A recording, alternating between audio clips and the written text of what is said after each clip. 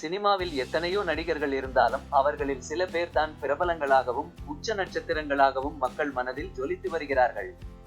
முக்கியமாக அவர்கள்தான் அதிகமாக சம்பளம் வாங்கக்கூடியவர்கள் என்றே சொல்லலாம். அந்த வகையில் ரஜினி, கமல் மற்றும் இயக்குனர் சங்கர் அதிகமான சம்பளத்தை வாங்கி வருகிறார்கள்.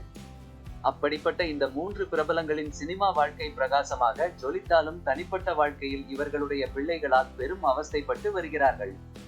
இதற்கெல்லாம் காரணம் கமல் மற்றும் ரஜினி இளம் ஹீரோவாக நடிக்கும் பொழுது நடிகைகளுக்கு கொடுத்த டார்ச்சரால் தான் தற்போது சாபக்கேடாக மாறிவிட்டது என்று பேசிக்கொள்கிறார்கள்.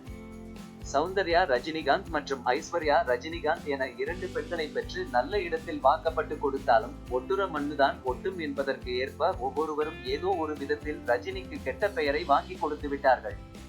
அத்துடன் 2 மகளுமே அப்பாவை வைத்து படம் எடுக்கிறேன் என்று பெயரில் போட்டி போட்டு ரஜினியை க்ளோஸ் செய்து வருகின்றனர்.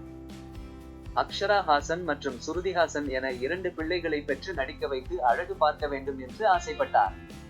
ஆனால் கடைசியில் சுருதிஹாசனால் அசிங்கப்பட்டது தான் மிச்சம். இதுல 2 பேரும் மேரேஜ் பண்ணாமல் இஷ்டத்துக்கு ஊர் சுத்தி வருகிறார்கள். அதுலயும் சுருதிஹாசன் லவ் பண்றேன்னு பெயரில் கண்ணா பின்னான்னு மோசமாக அலைகிறார். ஆனாலும் இதையெல்லாம் கமல் கண்டுகொள்ளாமல் இருக்கிறார். ஐஸ்வர்யா மற்றும் அதிதி சங்கர் என 2 பிள்ளைகளை பெற்று மூத்த மகளை கிரிக்கெட் வீரர் ரோஹித் சர்மாவுக்கு கொரோனா காலத்தில் திருமணத்தை செய்து வைத்தார். ஆனால் அவர் பண்ணிய தில்லு முள்ளு வெளிவந்ததால் மூத்த மகள் கணவரை பிரிந்து விவாகரத்து வாங்கிவிட்டார்.